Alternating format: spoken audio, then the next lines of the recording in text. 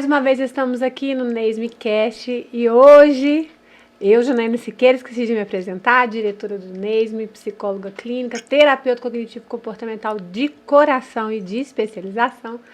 Estamos aqui com o David Sender, uma pessoa que eu adoro, um profissional que eu acompanho desde quando ele chegou aqui em Juiz de Fora, quando ele era um menininho e sempre trabalhou de uma forma muito bacana e muito bonita e fez um diferencial com relação à medicina e à psiquiatria nessa nossa vida de profissionais da saúde mental. Ai, gente, representação maravilhosa, né? Assim, muito obrigado, Jean. É totalmente recíproco, de coração. Eu adoro o seu trabalho. Você me recebeu quando eu era menininho e eu ainda sou, tá? Mas foi mesmo, assim, eu lembro que você me chamou para o NESME a primeira vez para dar aula e eu fiquei, assim, super honrado, sabe? Eu reconheço a seriedade do trabalho, então, assim, eu lembro, assim, Fiquei realmente assim, na época sem palavras. Hoje, eu não lembro qual foi a última vez que eu dei, mas acho que foi do ano passado também, né? Foi antes da pandemia. Foi antes da pandemia. Foi quando foi a última aula. Eu até mandei um videozinho de você dando aula. Foi logo ali a gente já parou de aula. E já são 3 anos de... Vamos voltar. Desde que... Vamos voltar, né? Vamos isso. voltar. É isso mesmo. Muito bem. E hoje nós vamos falar sobre TDAH. Assuntos muito calorosos e importantes. Tanto para mim, que eu imagino que para você também. Sempre. Adoro essa temática, gente. TDAH, assim, e as pessoas falam, né, sobre estar cada vez mais na moda, então, felizmente, em parte, né? E eu acho importante, né, que é muito maior do que moda. Eu até comentei outro dia que foi a primeira aula que eu dei sobre qualquer assunto, tem 22 anos, foi sobre TDAH. Para mais de 100 professores na cidade de Barbacena. Até outro dia eu falei isso no podcast e foi mesmo, assim, foi a primeira aula que eu dei há tantos anos atrás e hoje em dia como que é diferente a ascensão do tema, que antes era muito mais voltado para criança, hoje como é que isso perpassa na vida do adulto, do idoso. E seria interessante que a gente começasse, né, aproveitar que você está aqui e você falasse um pouquinho sobre a medicação e TDAH, que é um assunto tão polêmico. Não devia ser, né? Porque diferente da maior parte dos transtornos psiquiátricos, realmente a primeira linha é medicação. Assim. Eu sempre digo que existem transtornos psiquiátricos que a gente precisa recorrer à medicação sempre, né? Pelo menos num primeiro momento, que é esquizofrenia, transtorno bipolar e TDAH.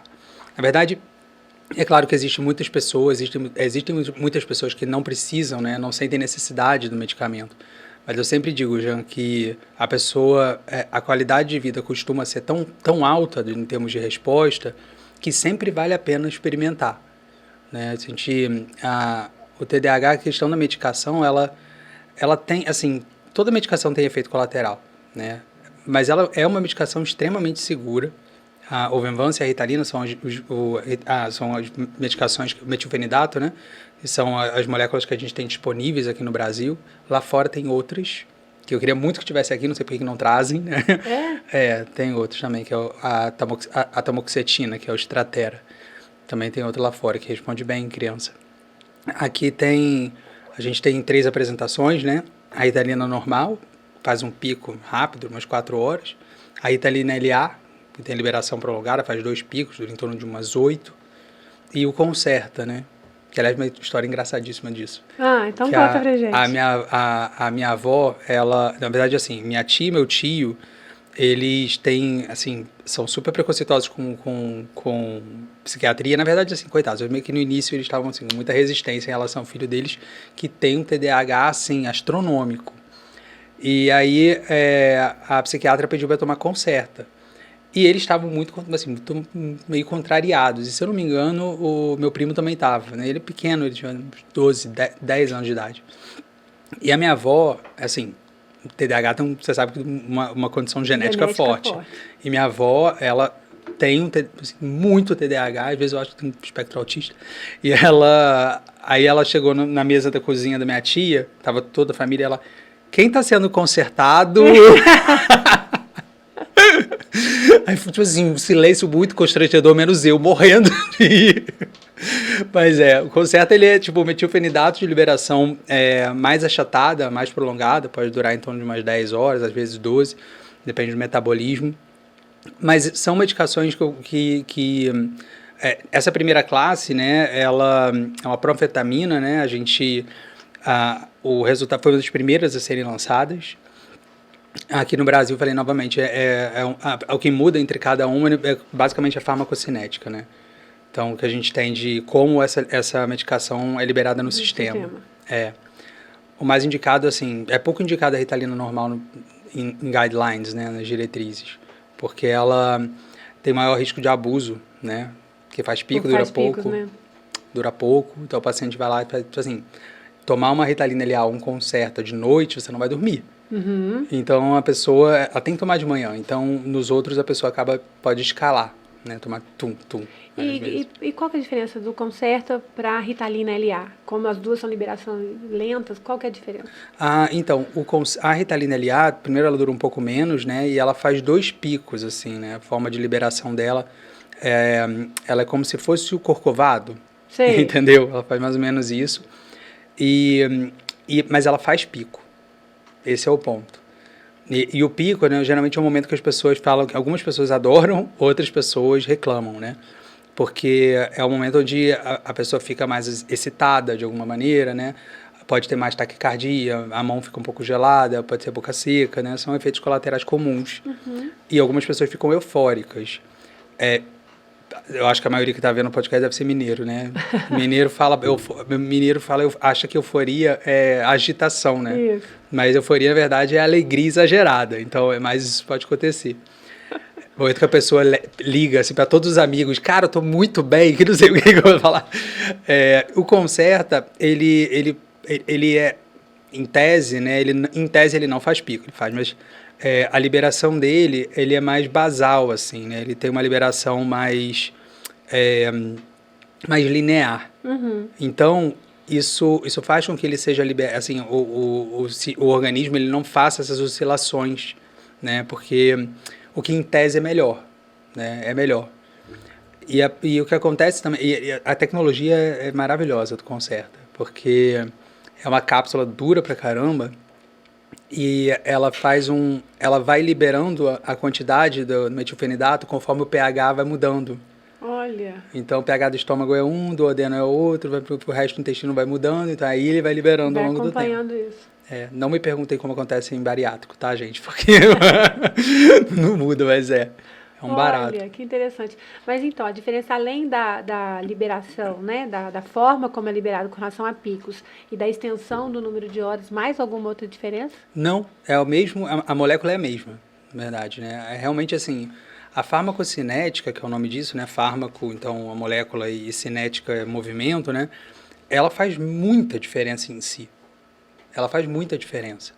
Porque, por exemplo, a Ritalina, a gente vai falar Ritalina, mas a metilfenidato, existem outras marcas, né? Ela, só que essa é a referência, a gente acaba falando mais pro pegou, né? Porque fica mais fácil entender. A subida dela, o pico dela, pode ser negativo, a pessoa pode se sentir pior, e a descida dela também pode ser pior. Então, a gente chama, tipo, crash, né? Porque a gente faz, tipo... a queda dela, por mais que ela tenha a mesma quantidade no organismo, né? Se você olhar ao longo do tempo a quantidade no sangue, se você fizer assim, o que está subindo e descendo, a quantidade é a mesma, mas o movimento da molécula gera efeitos diferentes. Então, na queda, algumas pessoas se sentem muito mal, entendeu? E a gente está falando aqui, não é a maioria das pessoas, é a minoria. A minoria. A minoria, isso é um efeito colateral, né? Se fosse a maioria, a gente não estaria no mercado. Mas, então, assim, por ele ser menos tomadas, né, a adesão é maior dos de liberação prolongada e os efeitos colaterais também são menores. Então, em tese, o Concerta é o que tem menos efeito colateral deles. Entendeu? Entendi. E tem algum que faz mais, tem mais benefícios ou algum mais malefício? Então, você está falando dos 3?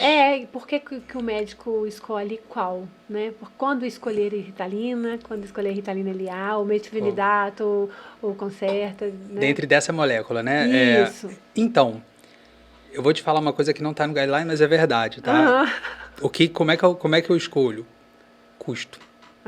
Custo. É a primeira coisa que eu tenho que avaliar, porque a gente sabe, né, Jean, como a psiquiatria, na verdade, a saúde mental, é elitista. Isso, é verdade. É muito pouco acessível. Você está falando disso e é uma realidade. Eu ontem estava montando uma aula sobre TDAH e aí eu até coloquei no slide avaliação, né? Avaliação diagnóstica para TDAH. Eu coloquei avaliação Nutella e avaliação raiz.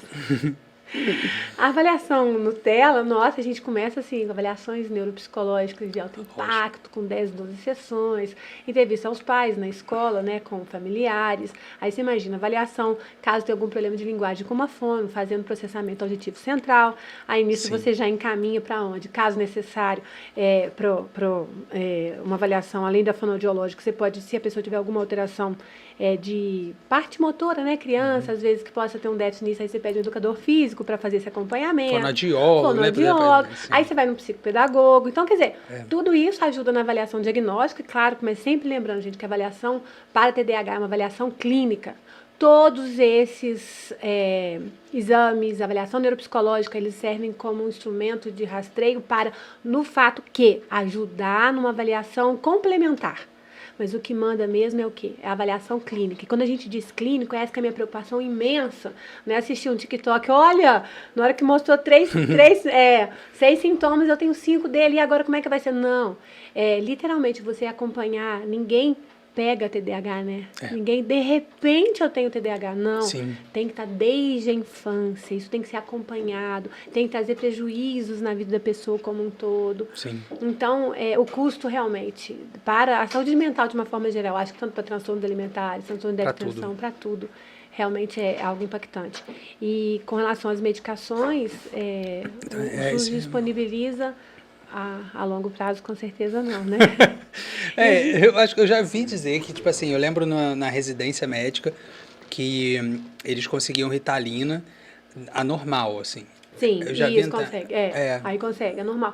Mas o difícil que eu acho, assim, claro que tem os picos, mas a pessoa pode se organizar, mas se pedir para um TDAH ter rotina e disciplina, para ele tomar 8 horas da manhã e quando for meio-dia ou 1 hora ele tomar de novo aquilo, ele esquece ou toma dose dupla e aí já dificulta também o tratamento. Claro que não impossibilita, né? Sim. Mas dificulta. Dificulta, com certeza. E a pessoa acaba fazendo, ou seja, doses inconstantes, né? Existe isso, é muito problemático, assim, mas no SUS era muito triste, assim, porque eu fiz o FRJ, né? Então era o Instituto de Psiquiatria da UFRJ, é o IPUB, e a gente, na triagem do infantil, era avaliado a possibilidade de TDAH. E a gente está falando de um serviço universitário, que é sempre acima, né? Da média. Da média.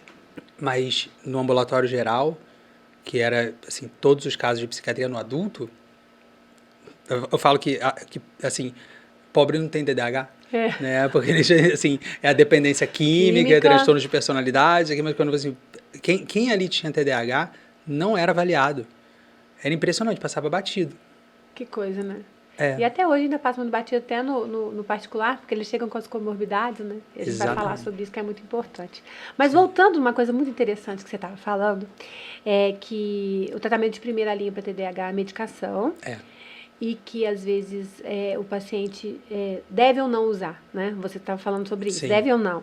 E aí, Maria, presta atenção, que eu tô aqui com o David Sender, você vai ouvir o que eu tô te dizendo, que eu jurei para ela hoje que eu ia falar isso com você.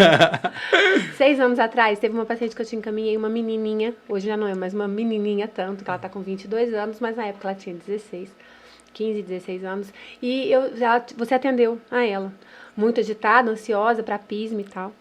E aí eu falei, olha, eu não sei, mas assim, eu percebo que a sua ansiedade, né, como ela aparecia, tá muito, muito grande, mas eu quero que você vá no David Sender, que ele vai te olhar, porque ela tinha muito medo de medicação, e ele vai te falar se hoje você precisa ou não, para a sua queixa. Aí ela foi lá, hoje a gente conversou sobre isso, foi muito engraçado, muita coincidência, muita.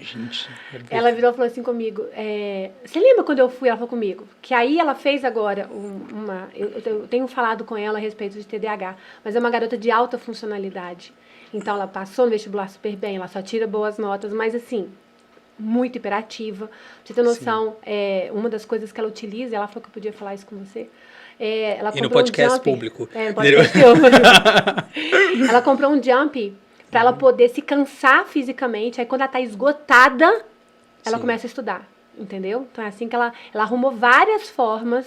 E aí hoje ela chorando, ela falou comigo, gente, eu tô tão aliviada, porque quando eu fui, ela falou naquele médico, eu voltaria se fosse naquele médico. Eu falei assim, mas ele não tem mais horário. Ai, entendi, gente. Juro por Deus, ela falou isso comigo. Fofa.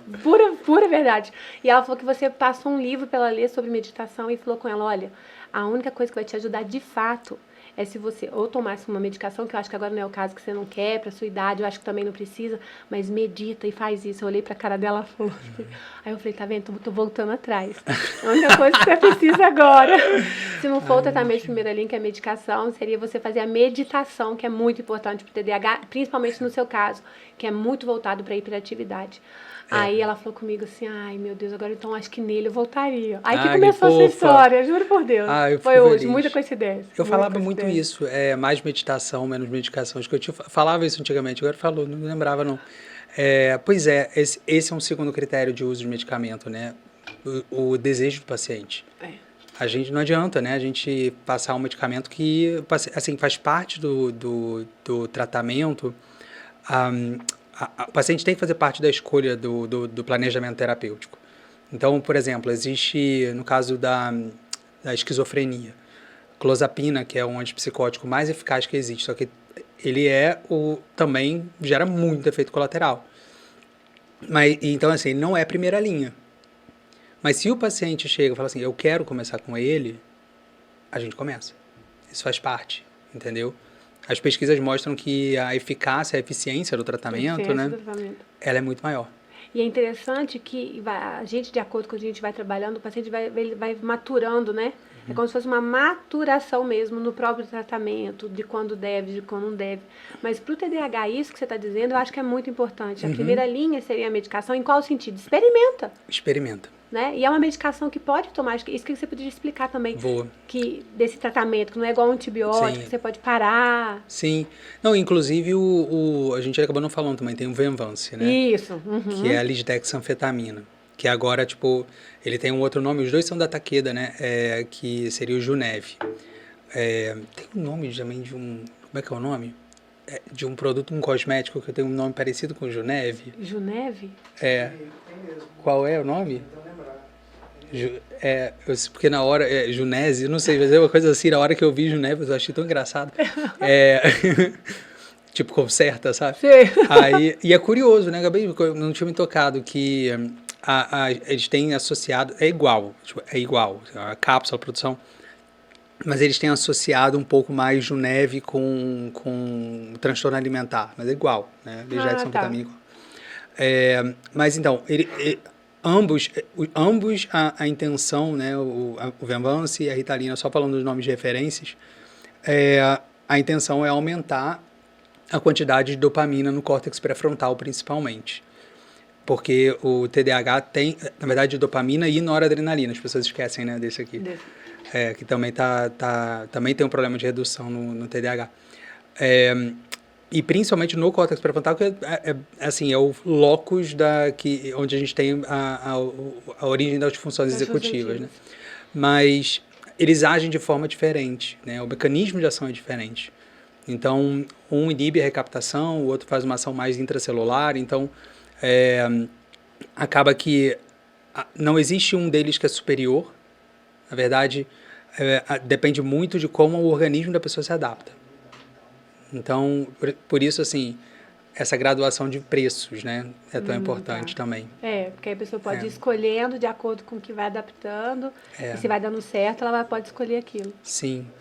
Mas, então, assim, esse é um primeiro ponto em relação à medicação, e é diferente realmente do tratamento dos outros transtornos psiquiátricos, sempre é diferente em relação à clínica, né, clínica médica. O tratamento de TDAH, ele depende muito do curso do próprio transtorno. Porque até foi no congresso que eu fui de Viena agora recentemente, o Rode. Seu Rode? Você foi assistir, sério? Ele é incrível, eu pude assistir, eu adoro ele. Ele fez uma apresentação sobre algumas pessoas têm TDAH, terem sintomas oscilatórios ao longo do tempo, entendeu? Que elas ficam, elas ficam remitidas, assim, elas ficam, assim, sob controle os sintomas, já são adultos, né? Já adultos, mais vividos, e depois eles depois volta, assim, depois volta, ele fica mais perde assim um pouquinho mais do controle. Mas a medicação age no dia.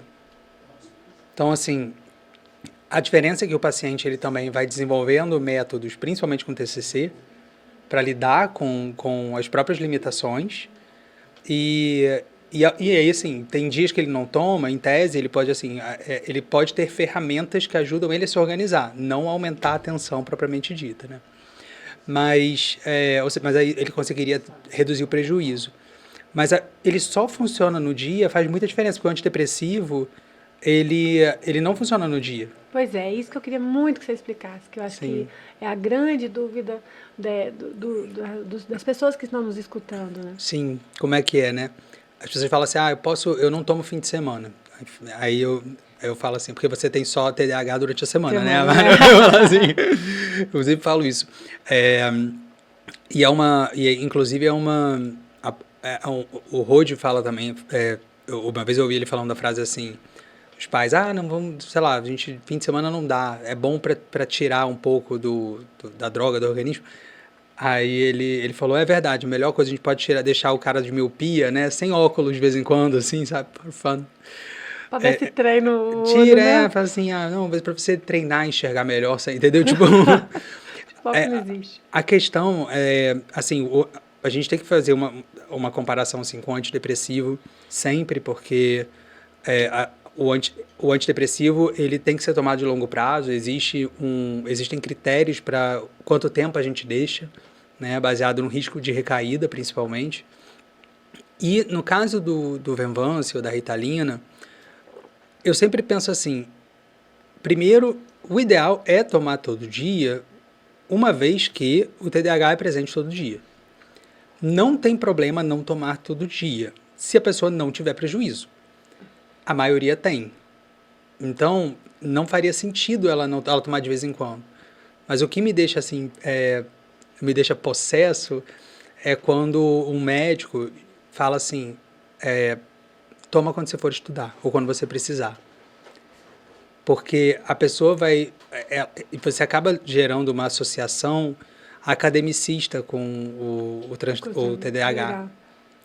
E aí a pessoa toma quando ela vai estudar, ela toma quando ela vai num trabalho ou quando ela está com sono. Então, o que acontece é a gente acaba tendo essa visão de performance em relação ao transtorno, que não tem, assim, quando eu vou dar aula de TDAH, eu praticamente não falo sobre estudo. Praticamente não falo sobre dificuldade de estudar, porque esse é uma das maneiras de se manifestar, né? Na verdade, é consequência nos estudos. É consequência, exatamente. Então, por isso, assim, a minha recomendação para os pacientes sempre olha, não tem problema se você não tomar no domingo. Se você, assim, lembrando que você tem TDAH todos os dias da semana.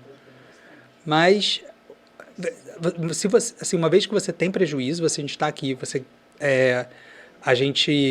você tem necessidade da medicação, você sente necessidade da medicação, por que não tomar?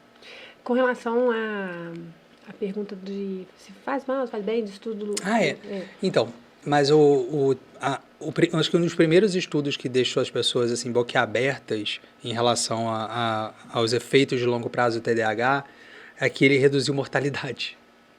A Ritalina reduziu mortalidade. A primeira coisa que viram é que ele reduziu expressivamente o número de acidentes de carro. A morte por acidente de carro. Foi a primeira coisa. Então, falaram assim, bom, será que realmente não vale a pena, né? Mas a gente não teve muito prejuízo a longo prazo, aliás, teve muito pouco. O que foi visto algumas pessoas desenvolver hipertensão, então, mas geralmente tira o remédio, melhora, então assim, mas igual a gente sempre acompanha, né? E principalmente pessoas que têm fator de risco e tal, mas eu tive poucos pacientes que tiveram aumento de pressão. Compensação com anti-inflamatório, a gente tem né? A gente tem muito. Mas, na verdade, e você vai poder dizer muito mais do que eu, os principais... a gente tem muito mais benefício em tomar do que malefício, considerando que, claro, se a pessoa se adaptar ao medicamento, considerando as consequências psicológicas de não tomar ou de tomar. Né, Jean? E é interessante quando o paciente toma ou não toma, a escolha de quando tomar, quando não, a orientação aos pais, aos familiares. E o que eu acho muito importante que você que esteja escutando nosso trabalho aqui, se for paciente ou profissional ou acha que possa ter, né? É saber que a alteração do TDAH é na regulação da atenção. Não é, eu tenho pouca atenção. Não. Eu tenho uma desregulação. Então, eu sou capaz de ficar muito atento num tema que me interessa, que me é, né, no setor, na área motivacional, ao mesmo tempo, se não for algo que eu esteja disposto a aprender, não me motive e eu não consiga aprender, né, a tentar, como se diz. E também, sobre a memória, né, que a gente está falando das funções executivas, a memória operacional. Então, o que quer dizer isso, uma memória operacional? Tem paciente que fala assim, nossa, você não lembra de nada. Não é isso.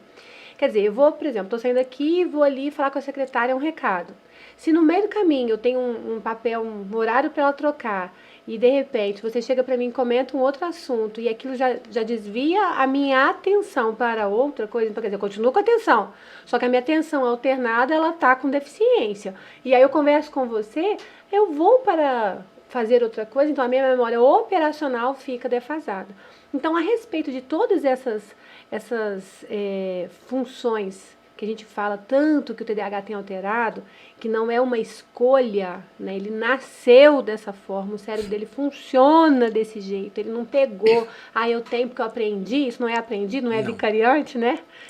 É importante que a gente perceba que existem estratégias que ajudam para que você, nessa hora, na hora que você vá levar algo para a secretária, que você lembre que, olha, eu geralmente, se alguma coisa interfere no processo do meu encaminhamento, do que eu esteja fazendo, pode alterar a minha função e aí eu não conseguir voltar para o que eu estava fazendo. Então, o que eu faço? Então, existem muitas estratégias onde entra outro padrão ouro, que aí a gente pode dizer que chega junto, né? Graças a Deus. É a TCC, que é a terapia cognitivo-comportamental, que comprovadamente é padrão ouro de terapia para pacientes com TDAH.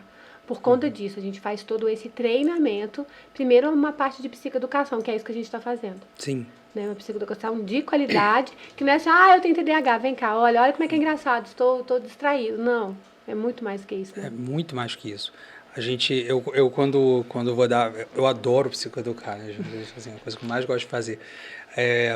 E quando... Até porque eu acho que psicoeducação é tão libertador, né? Nossa, às vezes eu falo que tem muitos casos que eu falo que é mais importante que o remédio. Sim. Eu falo assim, medicar é fácil, se eu explicar para o paciente entender, né? Isso. O que ele tem, tornar o paciente especialista. Aqui, eu acho interessante uma coisa que você falou da atenção e que eu sempre explico para os pacientes. Se a gente olhasse um gráfico ao longo do tempo, então assim, não sei porque eu conto da referência, né? Mas assim, a atenção ao longo do tempo, a gente pega uma pessoa neurotípica, né, que não teria TDAH, ele tem um tônus que a gente fala, né, atencional, tipo, ele consegue, vamos dizer que o tônus seria, tipo, você pensa num músculo, um músculo flácido ou um músculo tonificado. Tonificado é onde ele tem mais cheinho, né, mais durinho. Existe um tônus atencional que falha, assim, ele fica fazendo vales, né, ou nadir, nadir é o mais básico, mas assim, ele fica fazendo vales. Quando a pessoa geralmente procura a gente, né, os psiquiatras achando que tem TDAH e não tem, é porque ele está tendo muitos vales, né, então assim, eu não consigo prestar atenção porque está tendo esses vales todos. O TDAH, ele faz o contrário. O tônus é menor e ele faz vários picos de atenção. Então, faz muita diferença esses vales para os picos.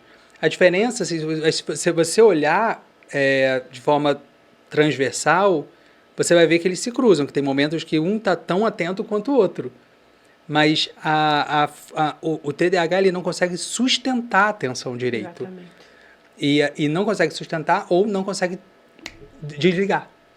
Igual você falou, assim, a questão não é... Quem tem falta de atenção global... na maioria das vezes é orgânico, ou tem algum quadro, às vezes, orgânico, tipo insônia, né, hipotireoidismo. Ou então mesmo, a pessoa tem uma dificuldade intelectual mesmo, né? Tem. Então, isso que... Também. A gente pensa, eu costumo dizer que a, a, a nossa consciência é o palco.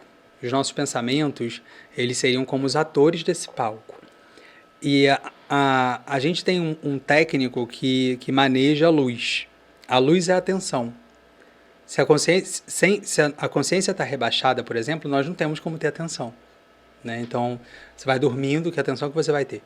Né? A pessoa em coma, você não pode dizer que ela tem atenção. Então, o palco precisa existir. E a pessoa o técnico da câmera, não, da luz, ele pode focar a luz, e aí você não vai ver nada ao redor, só o ator, ou ele pode abrir, que você vai ver o ator menos claro, né?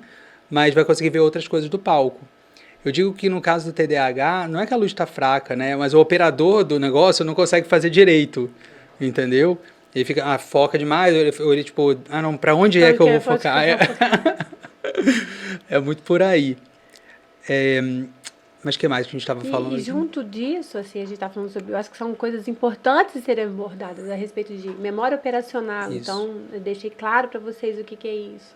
Porque é importante entender o sintoma, como é que ele aparece, né, o comportamento, mas de onde que ele vem, por que ele vem, o que acontece. E como que isso tem que ser treinado. Não adianta assim, vou lá fazer uma técnica de quê? Qual técnica? E é interessante que a avaliação neuropsicológica, a gente estava dizendo que o importante para o TDAH, para o diagnóstico, é a avaliação clínica, mas quando a gente pede avaliação neuropsicológica, ela dá algumas ferramentas, caso você possa fazer, quem estiver assistindo, né? Que elas podem mostrar para a gente quais são os potenciais desse paciente. É aí que mora, né, o que eu mais amo. Eu me lembro uma vez, tinha uma paciente que ela fez medicina, formou em medicina, e ela se achava uma fraude, né? Não é possível. Como quase todos, né? Como que eu passei? Como que eu me formei? Eu não sei como é que faz. E ela foi fazer prova de residência e ela jurava que ela não ia passar, porque era muita matéria. Ela fez uma vez, fez 2 vezes e não conseguia. E aí eu peguei e falei, bem, então, ela falou, não consigo. Eu falei, mas como é que você conseguiu formar? Não sei, era trabalho, o professor me ajudava, meus colegas. Eu falei, sério? Tá, então vamos ver. Aí, conclusão, ela foi me mostrando, ela tinha um caderno maravilhoso, todo de figurinha, com post-it, e riscadinho de todas as canetas que ela queria. Ela fazia post-it no quarto dela, e ela dava aula explicando, escrevendo. Estudava horas e não aprendia. Então, eu falei, bem, então vamos fazer o seguinte, vou pedir uma avaliação neuropsicológica, que eu tô achando, não, então tá. Não vou fazer não, que eu sou burro, não queria. Demorei sessões. O medo do QI. Do QI, né? Às vezes você pode medo do QI. Agora eu tinha dúvida, agora eu vou ter certeza que eu sou burra. E aí eu falei com ela que eu não ia contar pra ninguém, não sei o quê, mas foi uma luta, né, de verdade. Aí ela fez, na verdade, ela tinha TDAH, né? Só que a memória visual dela era um lixo. E ela só estudava escrevendo, anotando, riscando. Coitada, e ela tinha uma memória auditiva fantástica. E ela fazia, plantando uma cidadezinha perto, sabe? Aí eu falei, vai mudar agora o método de estudo. E ela começou a gravar, porque ela escutava, punha um fone e ia voltando. E assim a gente foi fazendo. Também a gente fazia simulados lá no consultório com relação à prova de residência, que ela demorava muito, ficava lendo toda a vida, e se agarrava. E aí eu ia entre uma consulta e outra, eu ia numa sala ao lado, ver como é que ela estava fazendo. Divertidíssimo. Passou, aí veio época de residência, outubro, novembro, ela foi mundo afora para fazer prova e tal. Passou um mês, 2 meses, sei lá quanto, chega um buquê de flor pra mim, gigante, gente. Com uma caixa de chocolate. Eu falei, gente, eu ganho flor de chocolate lá no consultório.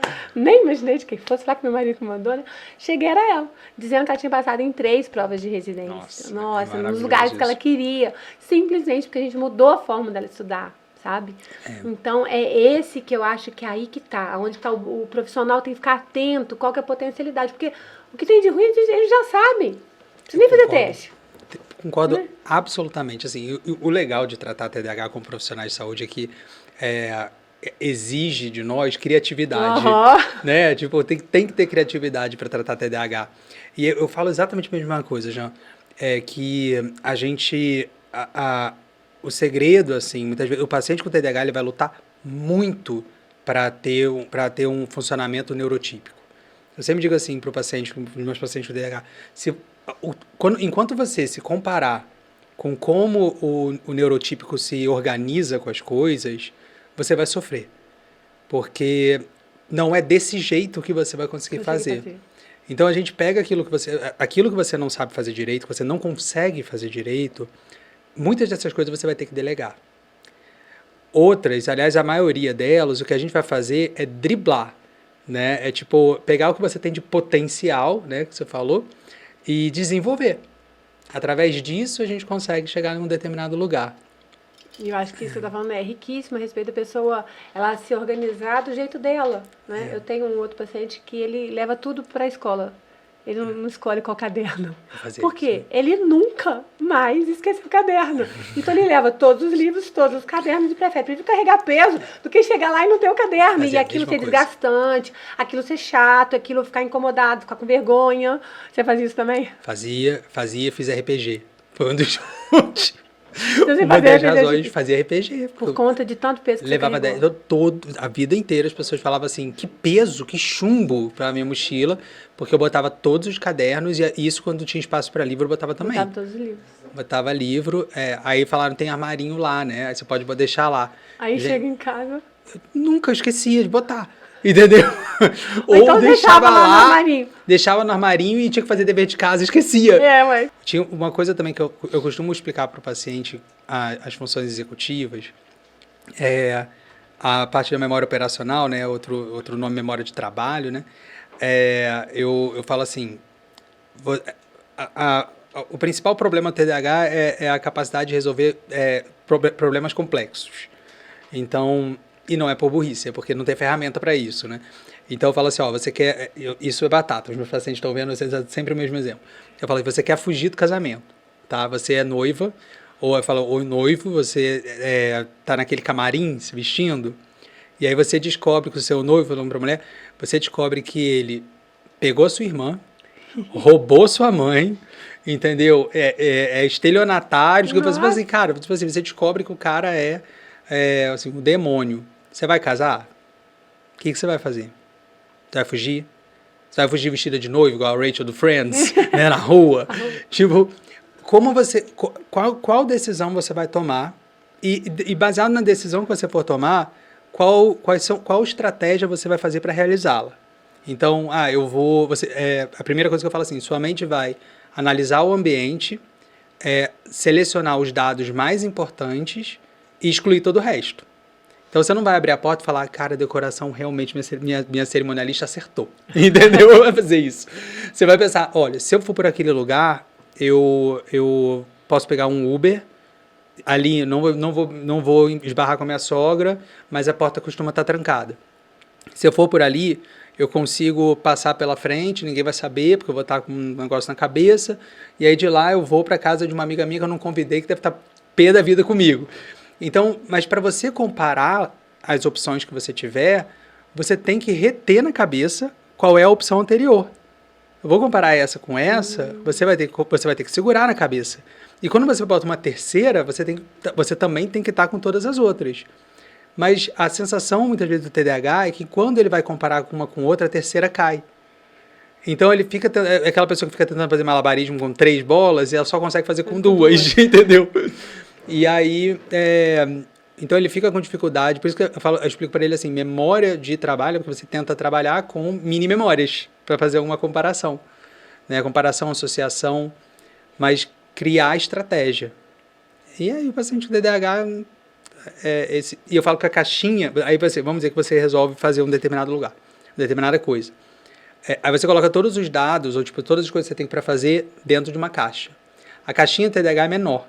Então, quando você coloca as coisas dentro, sempre vaza um dos dados para fora, entendeu? Algum elemento. E aí, às vezes, ele está mexendo e fala, tinha esse aqui. Aí ele bota na caixa, outro cai. Então, assim... E é um sofrimento, né? Nossa.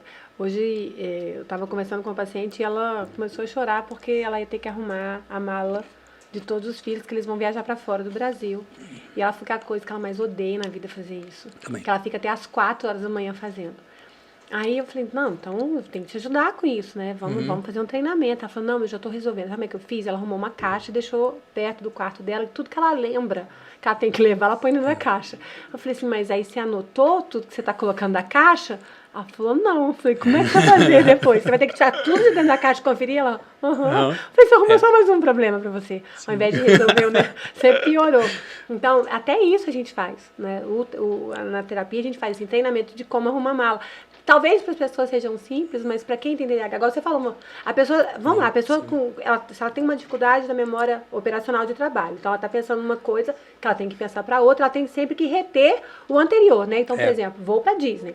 Então, eu tenho que arrumar a mala, o que eu vou fazer? Eu preciso dos documentos, de roupa, aí se vai estar calor, se vai estar frio, e aí você pensa assim, mas qual tênis que eu vou levar? E no parque? Aí qual o passaporte? Aí nisso, que ela vai pra Disney, ela já esqueceu, porque ela não reteve aquela primeira. Que aí vai, pronto, conclusão, ela tá lá o quê? Pegando cortador de unha, que ela lembrou que pode ser que na viagem alguém use cortador de unha. Aí leva, por exemplo, uma cortador de unha e não leva o passaporte. Sim. Né? Então, assim, isso não quer dizer só que é atenção, é isso que é muito importante a gente deixar. Além da atenção, tem todos esses processos. Então, tem que ser uma pessoa muito top para ela se treinar, né? Sim. Eu admiro muito o TDAH que é treinado. É muito, mas é bem isso, assim. Inclusive, é um desafio enorme, né, para o cognitivista fazer. Porque o paciente, uma das maiores dificuldades é a autodisciplina. Então, automotivação, autodisciplina, autoativação. Então, é típico, né? Você chegar para o paciente, imagino eu, que tipo, você fez? Não. Você fez? Não. Eu queria ter feito, né? Eu queria ter feito. Tava cheio de motivação. Você daí falou, vou fazer. Fez? Não.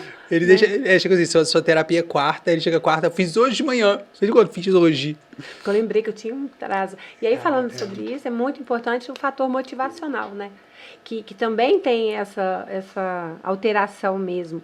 E aí, eu me lembro também de um paciente que foi interessantíssimo. Ele era adolescente e o pai era dono de uma empresa muito grande e o menino era mais, digamos assim, introvertido, mais tímido, assim. Todo mundo acha que o TDAH é divertido, engraçado, né? Eu não aguento isso. Isso é personalidade, é perfil temperamental, né? Exatamente. Não, todo mundo, TDAH é igual, não aguento isso. Outra coisa que eu acho um absurdo, assim. Ele tem dificuldade de atenção, da memória operacional, das funções executivas. Não quer dizer que a pessoa seja... todo mundo é igual, né? Sim. Parece que olha assim, fica parecendo que todo mundo é idêntico. Cara, a gente...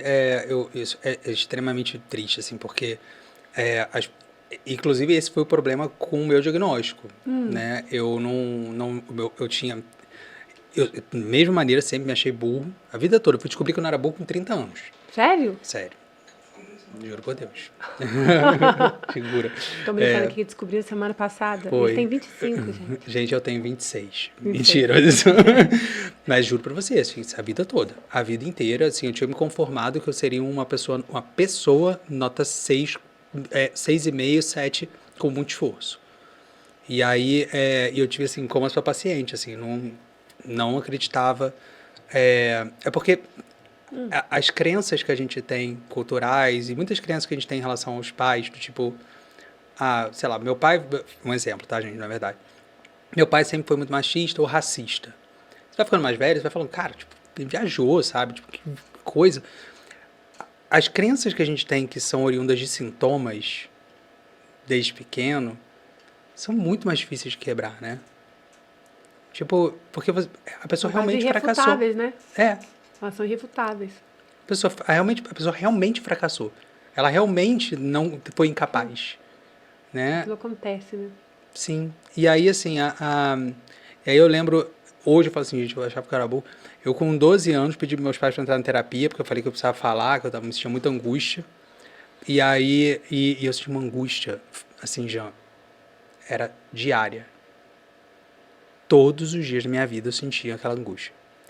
Aí era uma coisa muito estranha. Eu fazia análise. Minha analista me ajudou em muita coisa, mas assim, uma coisa foi muito forte assim, para mim, eu vou falar sobre isso. E aí eu, com 12 anos, eu fui na casa de uma amiga que os pais eram psiquiatras e tinha um livro lá amarelo, que era DDA, lembra? Nossa, era lembro. DDA. Aí eu peguei, levei lá, pedi emprestado, li um pedacinho do livro assim, tipo, eu falei, não, é isso que eu tenho. Aí eu levei para minha casa isso é mais de 20 anos, né? 25 anos, sei lá. E aí levei meus pais, E você já fazia medicina? tinha 12 anos. Ah, e o livro você tinha 12 anos? Eu tinha 12 anos de idade. Mas por que você foi interessar no livro de 12 anos? Porque eu tava na casa da minha amiga, Ah. falei, os pais dela eram psiquiatras, ela tinha tipo uma biblioteca lá. E aí tinha um livrinho amarelo, tava distúrbio de déficit de atenção. Aí eu falei, aí eu peguei pra ver o que era. Aí eu peguei ali uns pedacinhos daquele Pura jeito. curiosidade, assim, do nada? Porque eu tava, assim, eu sempre gostei de livraria, então assim, eu tava entendi. olhando, eu adorava ver nome de livro, sabe, capa. E aí eu fiquei ali, eu falei, aí me interessou. Aí eu falei, cara, é isso que eu tenho. Aí eu levei para os meus pais, eles pegaram, meu primo tinha TOD e TDAH, claro. Aham, Né? claro.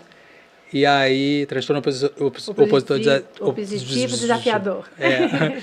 E 90%, né, de comorbidade com TDAH. E aí, aí eles olharam, falaram assim, o Eli tem isso, né, meu primo, então você não tem. Ah, porque você era... Porque eu era quieto, eu era mais quieto, né? eu era cínico. Mas eu era cínico. E aí, assim, depois, enfim, aí acabou que eu fiquei sem diagnóstico, né? Meus pais nunca suspeitaram, porque para o final, todos os anos da minha vida, todo ano, sem exceção. Eu passei na não esqueço, quinta série eu não fiquei. Todos os outros anos eu fiquei. Aí, eu fazia muita. Se você depois quiser fazer as merdas que eu fazia. Nossa, gente, mas assim... Eu era muito diabrado, só que eu falei, eu era cínico, então assim, Mas que bagunceiro legal, pra você mandar ficar quieto, você fala, desculpa, ninguém sabia, não gente, queria fazer não essa queria bagunça. fazer, foi ela. Entendeu? Mentira. Fazer alguma coisa. Aí eu lembro que com 19 tinha passado em medicina, mas não tinha passado na federal na época, e fiquei assim, arrasado.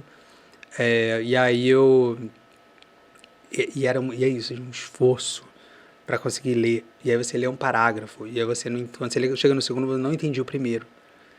E aí você fica tentando passar e você gasta um esforço tão grande para você ler um trecho e conseguir entender. Você lê alto e assim, você faz o resumo, você escreve, mas parece que as ideias não conectam de alguma maneira. E aí aquilo vai sendo desesperador. Claro que a pessoa vai achar que ela é burra. E aí, pra você ter ideia, eu lembro das aulas, pegar o caderno das meninas assim, para copiar e falar assim, como que ela entendeu isso na mesma aula que eu? Eu vi essa aula, eu tentei prestar atenção, eu escrevi, mas ela tirou uma conclusão aqui que eu não faço a menor ideia de onde ela tirou. Aí, enfim, eu tinha passado, estava arrasado, entrei na faculdade, mas eu estava muito chateado por conta dessa dificuldade. Aí uma amiga minha falou, o que eu falei? Cara, eu acho que eu tenho déficit de atenção, assim. Aí eu já tinha uns 19, né? Fazem quase 20 anos, assim. Aí ela falou, tem um neuropsiquiatra, que na época também a gente falava disso, que trabalha com isso. E eu fui. E aí ele falou, claro que você tem TDAH. Tipo, assim, claro que você tem. E aí me passou Ritalina. Aí eu lembro assim, eu fui na farmácia, comprei a Ritalina, tomei, tava pegando o metrô para ir para terapia. No caminho do metrô, foi a primeira vez que eu não senti angústia. A angústia passou. Aí eu fiquei muito bravo. Fiquei muito bravo. Assim, pô, o terapeuta, o psicólogo, é uma das portas de entrada. Como que desde os 12 isso nunca foi suspeitado? Né? Nunca foi suspeitado. Dentro de um sofrimento diário, né? E aí, essa foi uma das maiores motivações para eu fazer psiquiatria. Eu decidi com 12 anos fazer psiquiatria também. Era ali. Eu queria entender como é que a nossa mente era capaz de gerar a sensação de um buraco no peito. Eu queria entender isso. Mas com 19 anos, eu já tinha entrado na faculdade de medicina para fazer, mas aí eu mudei o tema. Eu não quero deixar ninguém passar pelo que eu passei. De ficar a vida tentando, esperando, sabe? Assim, tentando lutar com uma coisa invisível que estava na cara, né? Por conta de preconceito, né? Enfim, por conta de ignorância. Ignorância, né? Porque às vezes é falta estudar também, né? Ou idealismo, tipo assim, nesse caso. Ideologia, perdão. Ou idealismo nesse caso, né? Porque a gente fala de sufixo de doença, entendeu? A gente fala mesmo. Idealismo mesmo. E aí foi isso, assim. Mas, enfim, aí desde então eu trato e, graças a Deus, eu fui... aí eu mudei, né? Modalidade, fui para a TCC, eu já passei por todas, né? Mas a TCC, ela foi... Eu tive uma muito importante que fez que eu me conectasse com aquela criança que eu tinha, assim... Tinha pavor, sabe? Assim, de falar, pô, sabe? E em seguida eu entrei para terapia cognitiva. E é muito interessante, assim. É muito difícil. Confesso que para mim era muito difícil, porque era isso. O terapeuta fez, eu não. Fez, não. Era assim, a gente escrevia no papel, aí eu pegava o papel, aí eu falava assim, nossa, perfeito. Aí eu botava, assim, ia dirigir, botava na cadeira ali do meu lado, aí entrava em casa, esquecia a folha. Aí eu pegava, depois, assim, outro momento que eu fui no carro pegar outra coisa, a folha. Aí pegava a folha, aí pegava, botava na geladeira, aí falava assim, nossa, agora eu vou começar. Aí no dia seguinte eu pegava, tipo assim, eu pegava um negócio que eu fiz, olha só, maravilhoso, eu vou fazer. E aí aquela coisa ia perder. Um dia eu pegava a folha e escrevia algum bilhete para alguém, entendeu? Falava assim, eu não posso esquecer. É interessante, e esse fator motivacional para a gente poder ajudar o paciente a fazer as tarefas é algo que a gente tem que entender que é muito diferente de um paciente que está evitando um tratamento, porque existem isso, né? A gente passa tarefas para muitos pacientes, não necessariamente todos de TDAH. E tem uns que evitam o incômodo, o confronto com aquilo ali, não quer fazer ou porque não está afim da terapia, ou mesmo porque não quer entrar em contato com coisas desconfortáveis, né? Mas os que são motivados, eles querem, mas não conseguem. E aí, para trabalhar a motivação, uma vez eu tive... Aí eu comecei a contar desse menininho, né? Que a gente contou na sua história linda. Mal. O pai dele era muito austero, muito bravo. Ele era dono de uma empresa muito grande e ele tinha filhos e ele era o único menino. Na cabeça dele, o menino ia continuar só com de perfil de nunca gerenciar uma empresa. Aquela coisa mais agressiva, era outro perfil. E aí, o menino foi cada vez... E ele tinha TDAH. O garotinho do tipo desatentivo e desatento, né? E aí eu comecei, então, a trabalhar com ele, trabalhar com o pai. O pai era muito rude com ele. Quantos anos, mais ou menos? O menino tinha 12, lembro claramente. E ele queria muito um tênis. E aí acabou que a mãe ficava intermediando e o pai quase não conversava com o menino, muito bravo. E aí, uma gracinha. Não vou falar o nome dele porque não me autorizou, mas lembro de paixão dele. E ele queria um tênis. Eu falei, então tá, pedi pra mãe pra comprar um tênis tênis caros, né? Aí eu deixei um pé comigo e entreguei o outro pé pra ele.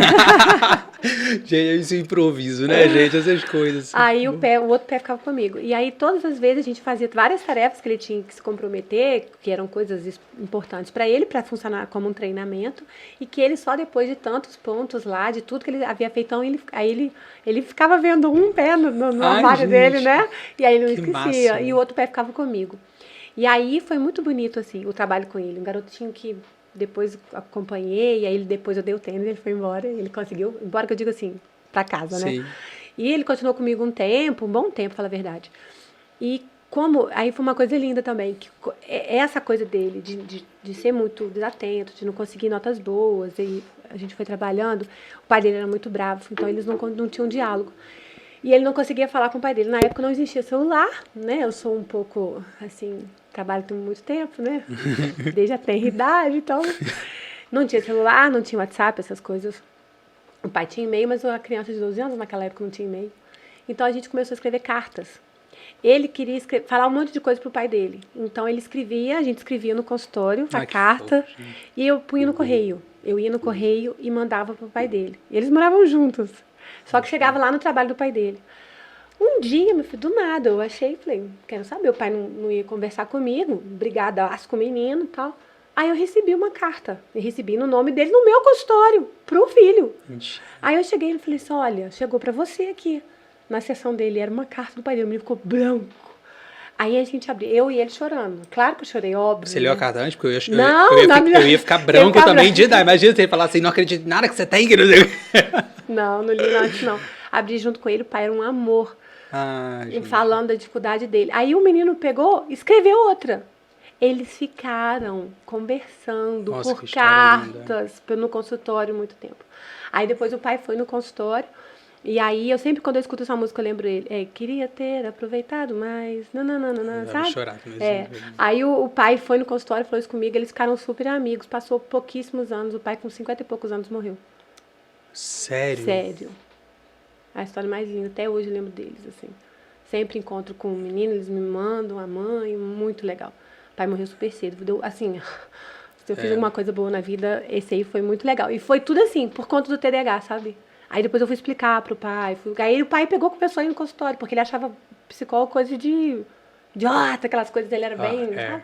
E aí foram conversando com cartas, e aí foi muito legal. Nossa, que Bem história bacana. linda, gente. Você tem que publicar isso. É, muito bonito, muito bonito. E Você aí, tem umas histórias, hein? tem cada uma, filho. Cara, é muito interessante a sua iniciativa, sabe, Jean?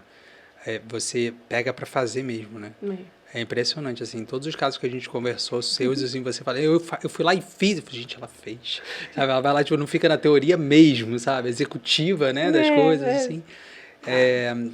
E é muito lindo, assim, e você é heterodoxa nas coisas, tipo assim, você, apesar fala assim, ó, sou TCC, não sei o quê, mas esse tempero, né,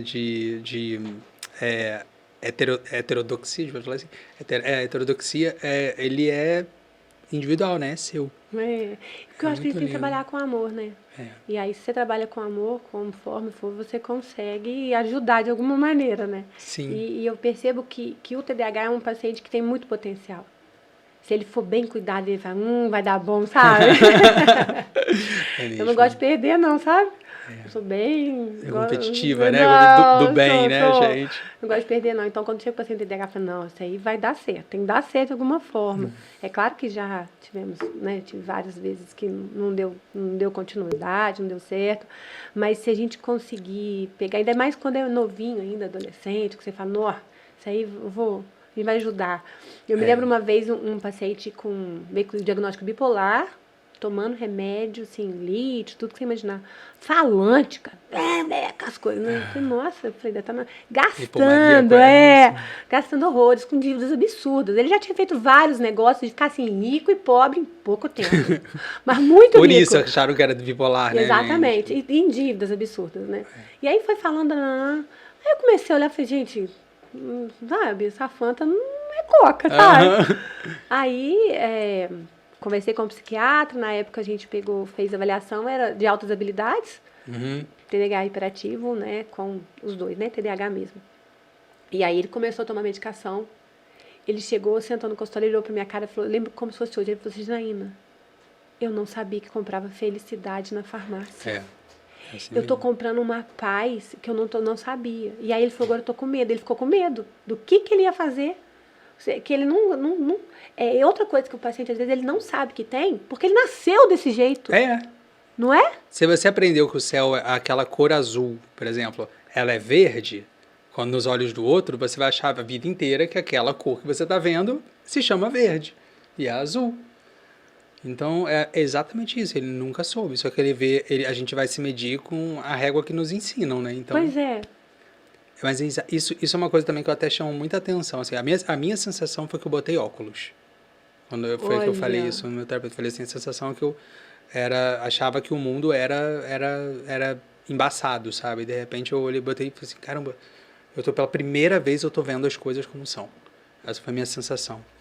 Mas isso que você colocou, assim, é muito curioso, porque você dá anfetamina para uma pessoa, você dá um medicamento anfetaminérgico, assim, e todo mundo fala, nossa, ele não para, sabe, é hiperativo, não sei o que, você vai dar um remédio que vai acelerar ele mais, e o paciente com TDAH, muitas vezes, é o que faz ele relaxar e se sentir em paz. Isso é muito impressionante, assim, né? E os pacientes... E os indivíduos que abusam, né, que fazem doping cognitivo, né, para estudar. Que usam de maneira recreativa, não? Recreativa. Não, recreativo não pode falar disso não, né? Recreativa... Não é recreativa. Como é que seria Não, o pessoal usa recreativo como droga de balada, né? Balada, né? Esse outro não, tipo doping cognitivo. Que algumas universidades dos Estados Unidos, acho que também na Inglaterra, estão fazendo antidoping. Pegando anfetaminérgicos. Ah, é?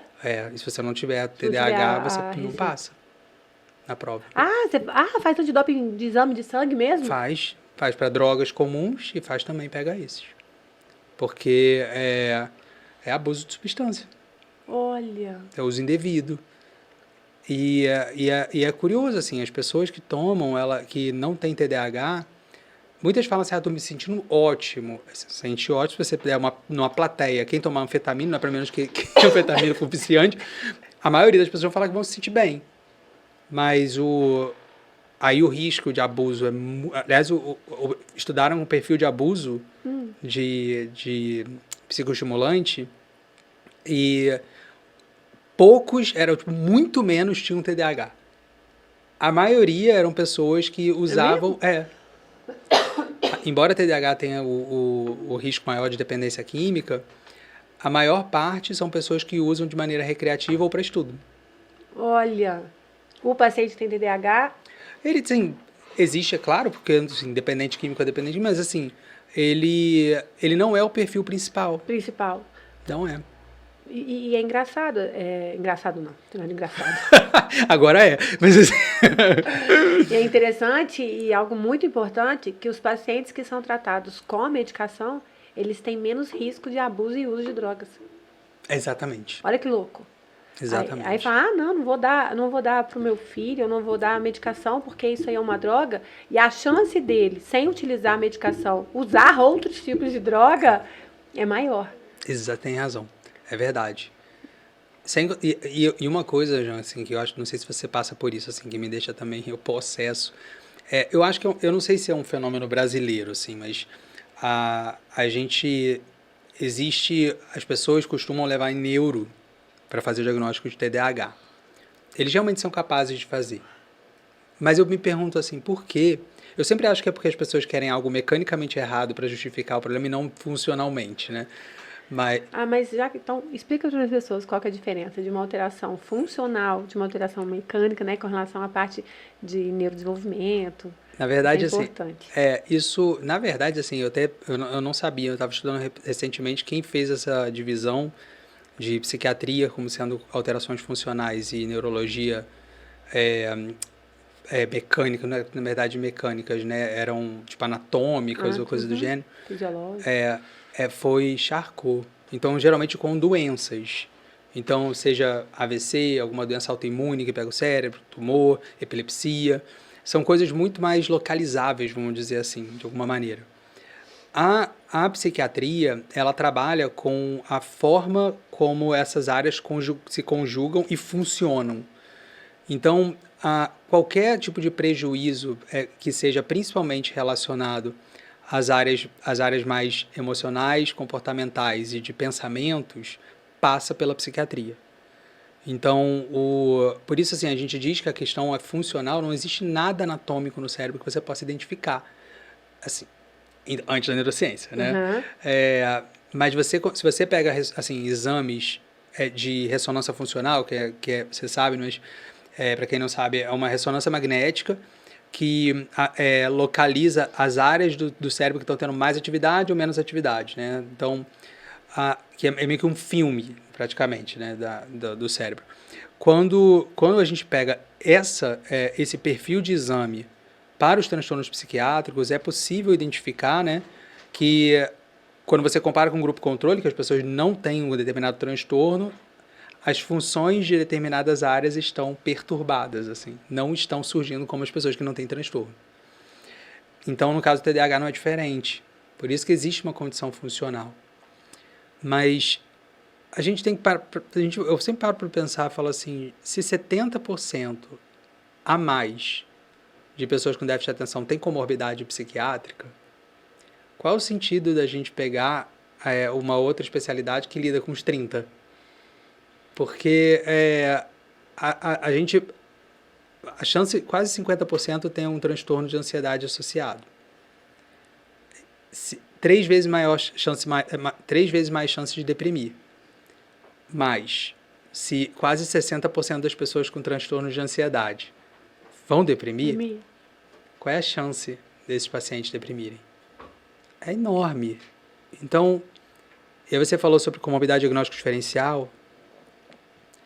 Eu não sei você já, mas assim, o número de pacientes que tem chegado lá no Espaço Calmamente com suspeita de ter, autossuspeita, né, assim, de TDAH é assustador, assim, e realmente, assim, a maioria deles, a maioria é depressão, maioria, e hipovitaminose, B12, ferritina ou tireoide. Mulheres, então, no caso, mulher cai B12, cai, assim, sangra todo mês, né? Então, assim, e ansiedade, principalmente performance. Agora, e volta para performance, aí eu vou falar exatamente sobre o uso de eletrônicos. Né? O que você acha? Você já estudou? Claro que eu tenho estudos a respeito de vícios, né? De como que isso pode impactar, mas você sabe alguma coisa a respeito especificamente para TDAH? É. Não, eu sei da questão dos jogos, né? Os jogos é sempre é comum ser tema de hiperfoco para as crianças, né, e adolescentes, até adultos. Até adultos. Né? Até adultos. Uma coisa que a gente tem que pensar é o seguinte, são duas coisas que eu sempre falo assim, nossa atenção ela é finita ao dia. A gente tem uma atenção de dia e a gente tem uma atenção à noite. Então, e isso a gente acaba tentando empurrar isso para frente, né, por conta da gente, o mundo exigir mais atenção. A ansiedade, ela demanda muita atenção, porque a pessoa fica hipervigilante, né? Ela fica ali escaneando o ambiente, né, para perigo, ameaça. Isso consome muita atenção. Então, eu sempre, assim, minha frase assim para os pacientes, tensão consome atenção. Então, sendo assim, se você não trata a ansiedade, você vai ter sintomas de desatenção comuns, enfim, do TDAH, mas não é, eu falo que é déficit de atenção, não transtorno de déficit de atenção, né? Agora, no caso do celular, eu acho que é análogo a dirigir. Você gosta de dirigir? Gosto. Pensa bem, você gosta de dirigir, é uma atividade que te dá prazer. Você vai daqui para Belo Horizonte dirigindo. Você realmente acha que chegando em Belo Horizonte, mesmo fazendo uma atividade que te dá prazer, você vai conseguir estudar da mesma qualidade, da mesma maneira se você não estivesse dirigindo? Claro que não. Claro que não. Porque mesmo numa atividade que você curta, você consumiu sua atenção ali, a gente fica cansado. Então, se a gente parar para pensar em joguinhos de celular que estão ali dando recompensa o tempo todo, né? A pessoa está ali, ela tá atenta. Ela está consumindo atenção. Então, a chance dela também não ter atenção para todo o resto, né? Acabar a consumir. E muitos pacientes utilizam essas estratégias como ou ficar nas redes sociais e aquilo passando ou jogando, para distrair, para descansar de tanto pensamento, né? É interessante que meu filho estava jogando muito, né? Falei, meu filho, você não fica cansado? Você não fica exaurido? Isso aí não te desgasta a cabeça? Ele falou, mamãe, deixa eu te explicar uma coisa. Eu fico, e ele joga pulando, rodando, e cai no chão, e levanta, e pula, ele sai pingando, né? Eu falei, gente, quando diz que sedentarismo lá em casa não tem, né? A pessoa que faz videogame sedentário, eu falei, não, lá em casa não, ao contrário. E aí eu, conversando com ele a respeito disso, que é uma coisa que realmente me preocupa demais, em todos os aspectos, para todas as pessoas. E aí, ele me deu uma resposta que ele falou assim, olha, mamãe, deixa eu explicar uma coisa. Por fora, eu tô agitado, mas por dentro, quando eu tô jogando, eu tô calmo. Quando eu não estou jogando, é assim, por fora, eu tô calmo, mas por dentro, tô uma agitação. Tinha que ser seu filho mesmo, genial. Não. Genial. Ele tava jogando xadrez, ele foi campeão de xadrez, tá jogando xadrez, aí o menino não para. No xadrez, cara, 7 horas seguindo, um jogo atrás do outro, um jogo atrás do outro, um jogo atrás do outro. E eu olhava assim pra ele, sentado assim, tá. Eu falei, gente, que não é possível. Eu falei, não, que ele falou, meu filho, deixa eu falar uma coisa. Você é tão agitado com tudo, né? Como é que você consegue ficar parado lá jogando? Ele falou assim, mamãe, 1 milhão de possibilidades naquele jogo, que parado. Caramba, aí eu falei assim, seu filho é brilhante, né, gente? Eu fiquei impressionada ele me explicando isso. Eu falei, gente, é isso, é exatamente isso. Genial. Aqui, gente, a Jan falou que ela é competitiva, ela não joga pra perder, né? Com filho, nem com filho, entendeu? É impressionante. Ele falando, é muito interessante. O jeito que ele fala. Quantos anos? Agora tá com 12, mas na época ele tinha 9 e do jogo agora Nossa foi com Senhora, 12. vai descobrir a cura para TDAH. É assim, impressionante. Não tem cura, gente, porque não é doença. É. Mas impressionante, tem toda a razão. É isso mesmo. Então, e aí, às vezes os pacientes eles se cansam com aquilo ali, distrai, é como se fosse um refresco para a cabeça. De Você tanto tem que razão. pensa, né? De tanto que aquilo vai exaurindo. Sim, o TDAH tem intolerância ao tédio, né? Isso é outra frase que eu também falo para os pacientes. TDAH confunde tédio com depressão. Aquela angústia que eu estava falando minha, diária, muitas vezes era tédio. É tédio. É sim. A experiência do tédio ela é desesperadora para quem tem TDAH. Então, meditação, as pessoas sempre falam assim, principalmente o pessoal com TDAH e ansiedade. Falam assim, não vou conseguir meditar porque eu não consigo não pensar em nada. É a mesma desculpa. Isso, eles falam sempre. Sim, e o segredo é não pensar em nada. Mentira. Assim, a gente... Cara, a ideia é porque as pessoas confundem... Essa é uma visão muito reducionista, né? Por exemplo, eu positivo todos os sintomas de TDAH muito frequente, tipo, assim, sempre. E aí, inclusive já fiz pesquisa como grupo, assim, ia ter o placebo, eu era... controle? Eu não era o controle, na verdade. Quer dizer, eu não sei se eu era porque era um grupo de TDAH duplo cego. Aí eu era do pessoal TDAH, não sei se eu fiz placebo ou não. Mas...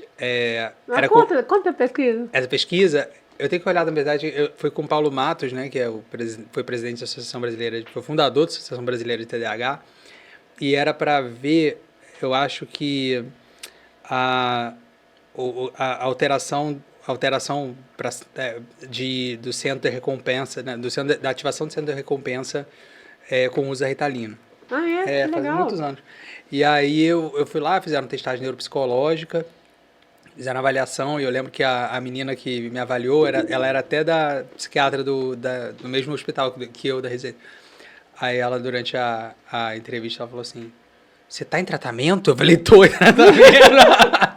Porque ela aí eu falei, Davi, eu falei assim, mas eu tô em tratamento, mas eu tô sem a Ritalina, na época eu tomava Ritalina, tô sem a Ritalina porque para fazer o negócio. A pesquisa. E aí eu entrava numa ressonância magnética, né? Era uma ressonância funcional. E aí eles pediam... Aí era assim, fica um espelho em cima de você que reflete o que está atrás. Então, assim, eles colocam... Atrás mostrava uma roleta e eu tinha que apertar um botãozinho assim do meu lado e aí rolava a roleta. E aí ela estava de frente para mim. Então, se eu olhasse assim, ela estava de cabeça para baixo, entendeu? Aí eu rodava a roleta. E aí... quando dava, sei lá, 3 casas iguais, eu ganhava prêmio. O prêmio era, no final, um vale, não sei quantos reais, num livro da Saraiva. E aí, eu acho que eu devo ter dado controle, né? Porque eu durmo muito sono. Entendeu? Eu devo ter dado controle, né? Porque eu tive muito sono, você vem assim, ali na ressonância, aquele barulho. Mas aí foi isso, eu nem lembro do resultado, assim, porque possível, deve ativar. Então, mas a questão da meditação, eu sempre achei impossível. Eu aprendi a meditar, na época, por aplicativo, em 2014, 2015, no Canadá. Na época, 2014, estava começando o Mindfulness, ninguém sabia o que era ainda. Como eu estava estudando lá estava crescendo muito. Então, foi uma época onde o Mindfulness... Foi uma época em que o Mindfulness estava ainda não era meio que Mac Mindfulness, entendeu? Tipo, era uma coisa... Era uma coisa muito nova e muito, muito interessante, né? Muito promissora. E aí eu lembro que eu peguei um aplicativo que ganhou em 2017 o prêmio de melhor aplicativo do mundo, né? Do ano, que era o Calm. Aí hoje o pessoal... Mas eu baixei na época, assim, um dos primeiros. E eu comecei a meditar e eu fiquei assim apaixonado, assim, fiquei assim, caramba, isso é maravilhoso. E aí depois eu entrei num centro budista depois e aí adquiri um tutor de meditação particular. E aí foi assim a coisa mais transformadora que eu já tive na vida, assim, foi realmente mudou minha maneira de ser psiquiatra, mudou minha maneira de ver a vida, tipo, uma coisa. Mas o que acontece? O que eu entendi ali? A meditação, ela Por exemplo, se a gente fosse falar sobre não pensar em nada, que é impossível, nem Dalai Lama no 20º, nem Buda ficou sem pensar em nada. Se você fosse falar sobre essa meditação específica de não pensar em nada, seria pensar no nada, e não pensar em nada. Faz uma diferença muito grande. E é um treino, né? Só que o que eu fui percebendo, assim, inclusive com paciente com TDAH, hoje a gente até aplica lá no Espaço Calmamente, né? A gente tem um grupo de meditação, que é uma meditação ativa. Não é aquela meditação informal de andar, né? Tipo, do Thich Nhat Hanh, né? É uma meditação que você estuda um determinado tema. Por exemplo, estudar sobre a impermanência, sentir a impermanência e refletir sobre como absolutamente tudo é impermanente, como o pensamento é impermanente, como as suas sensações corporais são impermanentes, como as árvores são, como você buscar durante poucos minutos o que no universo não é impermanente, o que é permanente. Então, é uma meditação com a mente completamente ativa. E de repente, você está entendendo que você faz parte desse fluxo da impermanência. Então, por exemplo, uma outra que eu gosto muito, que fala que sofrimento é pedagogia. E você para meditar sobre entendendo que todo sofrimento provém da gente depositar a nossa felicidade em algo fora de nós. E que a felicidade seria algo intrínseco, que a gente é capaz de produzir, uma vez que você simboliza algo que é como motivo da sua felicidade, então você consegue produzir espontaneamente determinadas emoções, sem o gatilho externo. E a meditação é assim, aonde eu estou depositando minha felicidade? Isso que eu estou sentindo o que eu estou esperando. É como uma aceitação radical, né? Uhum. Então, para TDAH, eu não consigo ver outro tipo de meditação mais interessante. E o James Lowe, que é um dos meditadores, assim, dos caras mais brilhantes sobre meditação, fala que 5 minutos de meditação é o tempo ideal. Olha. E eu conseguia meditar 30 segundos já. Era o tempo que eu conseguia no início, 30 segundos. Depois de um tempo, aí assim, isso foi progredindo, né? Como qualquer musculatura, né? Aí assim, a musculatura mental. E aí depois de um tempo eu comecei a aumentar, e fui conseguindo, e aí depois fui para retiro, e aí tipo, em retiro você consegue ficar muito mais tempo, né? E aí foi maravilhoso. Então, esse tipo de meditação é a que eu recomendo. E não o relaxamento que as pessoas tentam fazer, né? Então isso é fundamental, que para quem tem TDAH possa pesquisar a respeito também de qual tipo de meditação. Sim. Todo isso que eu falo, o tratamento para o TDAH ele é individualizado. Não dá para pegar e falar, tudo faz desse jeito que dá. Não, cada um vai reagir de uma forma. Sim. Então ele tem que se conhecer, que ele tem as facilidades, as dificuldades, as potencialidades. Tem algumas coisas que são universais, né? Atividade física. Não, Educação, atividade física, terapia, meditação. Terapia, sono. Sono é fundamental também, né? Sono, para regulação do humor, né? Eu falo que é a criptonita do TDAH, é dormir mal e não fazer atividade física. Aliás, você é uma pessoa noturna, né, mulher? Você acha? É sim. Seu olho muda ao longo... Eu sou zero, inclusive zero. Você não, você é vespertina. Você é matutina, né? Sim. É isso que eu quis dizer, você é matutina. Isso que eu falei. Eu sou... Eu confundi, mas você é, né? Uhum. Nossa, eu sou zero. Meu esposo fica louco. Você gosta de dormir tarde? Eu, por mim, eu juro pra você que se eu não... E olha, 85% das pessoas com TDAH tem alteração de sono. Alguma alteração de sono. Eu juro pra você, eu queria, se eu fosse solteiro, eu dormiria 2 da manhã todo dia, 2, 2h30. É mesmo? Assim, forçado. E acordaria umas 10 da manhã e tocaria meu dia dessa maneira, com tranquilidade. Eu só não faço, não é nem pelo horário comercial, não. É porque eu acabo com o meu casamento. Entendi. Porque o Leandro é completamente matutino, assim. Completamente. Eu sou zero. Então, assim, eu como... Já veio espertinho, eu sou pior, né? Tipo assim, não é nem no final da Nem tarde, tipo de assim, madrugada. joga pra. Não, eu durmo muitas horas. Você dorme muitas horas? Muitas horas. Se deixar 10 horas é o meu horário ideal de sono. Pensa Cara, bem se eu posso dormir 10 horas. Não cara, posso, né? Mas eu amo dormir. Assim, amo não. Eu preciso. e você dorme bem. Durmo bem. Nossa, gente, isso aí é uma aula. Eu faço higiene do sono, eu faço higiene do sono e do mal. Eu pego assim, eu tenho muita dificuldade. Aí eu comecei a fazer, eu geralmente ensino os pacientes com TDAH, inclusive, a fazer higiene do sono, que é muito difícil, né? Principalmente quem tem TDAH não tem disciplina. Então eu falo assim, olha, você vai escolher um elemento sensitivo para sensorial para fazer durante 3 semanas. Você não vai ficar preocupado com o celular, você pode continuar mexendo no seu celular. Durante 3 semanas, a única coisa que você vai fazer é colocar uma trilha sonora instrumental na hora que você estiver arrumando as coisas para dormir. Então, só isso. Então, eu vou ensinando sobre o processo de adestramento. E aí, eu lembro, aí depois, assim, cheiro. A única coisa que você vai fazer é pingar o cheiro. Então, você vai conjugando, né? Aí, eu comecei a botar a mesma, e tem que ser a mesma trilha sonora. Que é, assim, realmente adestramento. E aí eu comecei a botar as mesmas trilhas sonoras. O Leandro dormia, pum, eu ficava de ódio. Assim, mudava rock pra ele. Ele dormia, eu tocava a primeira música. Eu falei, não, eu não. Eu ficava lá tentando. Mas a higiene do sono é muito importante, Nossa né? Senhora. Ela é muito importante.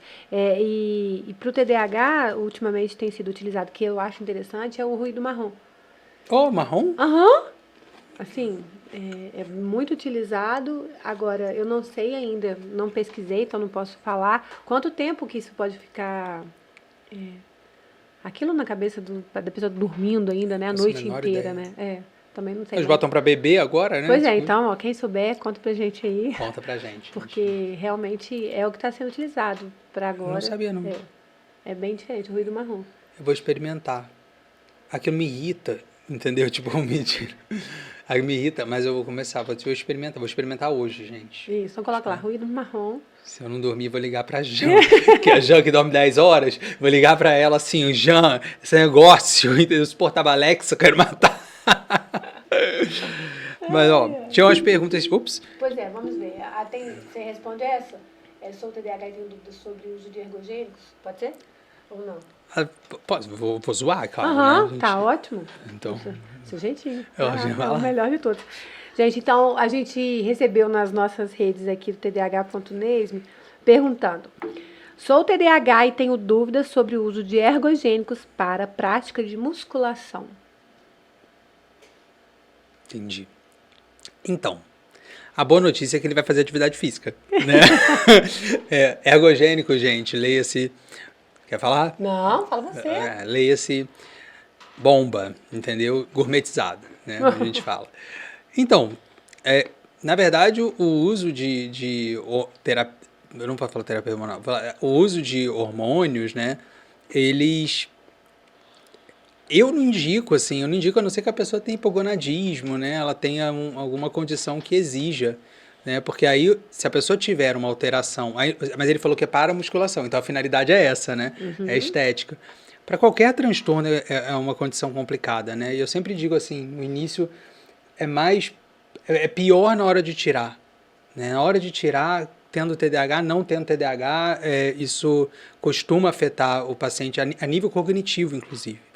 Sabe, porque existe uma queda de humor, uma queda... bom, vocês sabem como é, né, gente?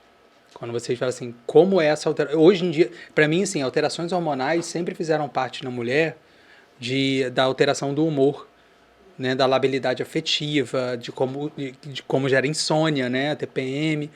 Hoje, eu tenho tido homens com alteração hormonal, porque na hora que eles tiram o hormônio... Eles sentem. É tipo depressão pós-parto, assim, o negócio tá lá, cai, entendeu? É tipo isso, na verdade, agora me tocar, tipo o baby blue, sabe? Uhum. É uma coisa assim, aí não posso falar de indicação ou contraindicação, porque não tem estudo para isso, né? Mas eu não posso indicar também.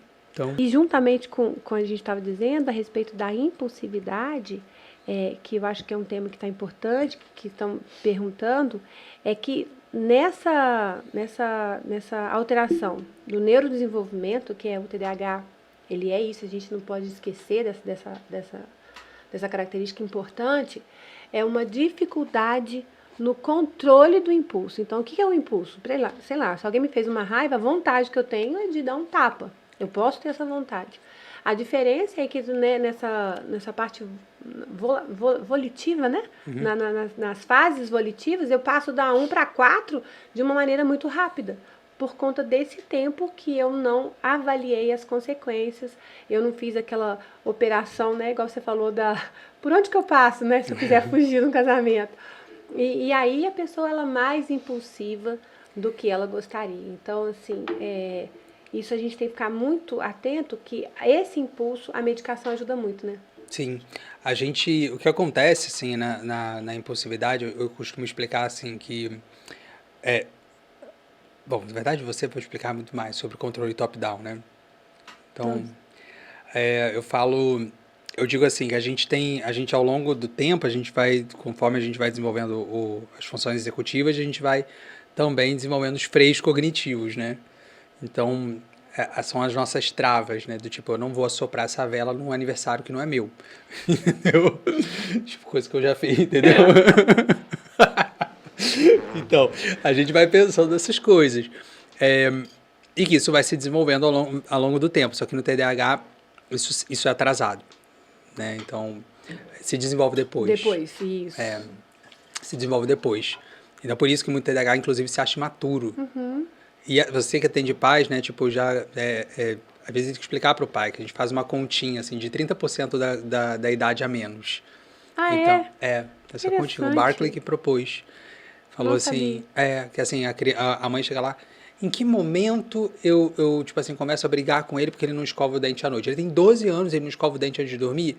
E aí ele fala assim, a conta é essa. Tipo, ele tem 8 anos, então, tipo assim, em termos de função executiva.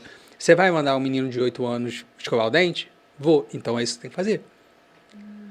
E aí, faz essa conta pelo menos até os 20 ou 22 anos, não sei. Mas é uma conta. Deve ser bem libertador para os pais, né?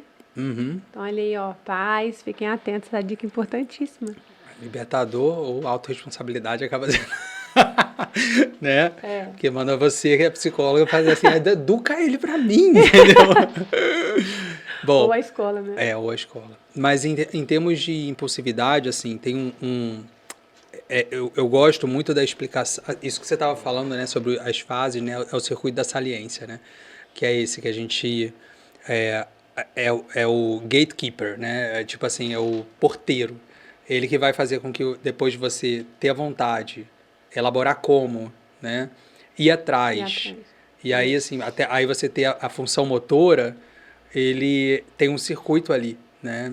Que é óbito perculado, se não me engano. Tipo, ele é o que faz, é o porteiro que a gente fala, tipo, é o guardião, assim, do portão, porque ele fala, não vai passar, né, ou vai passar.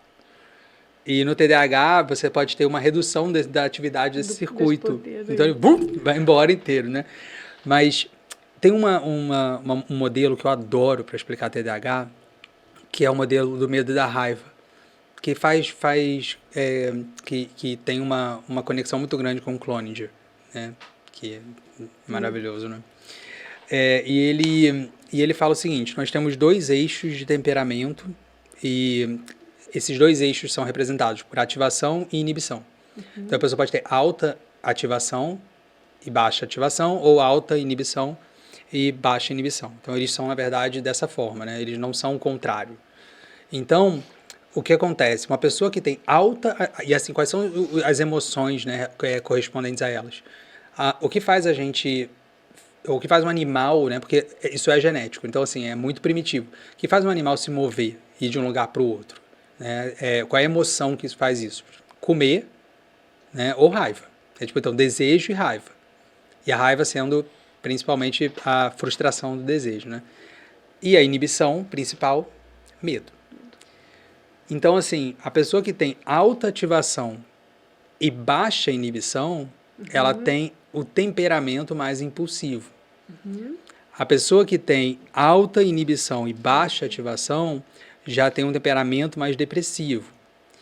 A pessoa que tem alta ativação e alta inibição são pessoas mais voláteis, né? Ou, assim, ou em algum nível poderia ser assim, pessoas que variam do humor muito rápido, muito assim, de forma muito Lábio, né? bruta e lábil. Ela seria como uma pessoa que, como um carro que tem o acelerador e o freio ao mesmo tempo puxados, apertados, né? Pisados lá. E o TDAH é o contrário, ele tem baixa ativação e baixa inibição. Então, o perfil mais hiperativo seria aquele que tem ele seria para cima, né? Ele tem mais ativação, mas ele tem baixa inibição. E o perfil mais desatento, ele tem uma inibição maior e uma ativação menor. O fato é que muito daquela coisa da inquietação, as mães acham que tem muita energia, né? Na criança ou no adulto, mas na verdade é falta de inibição.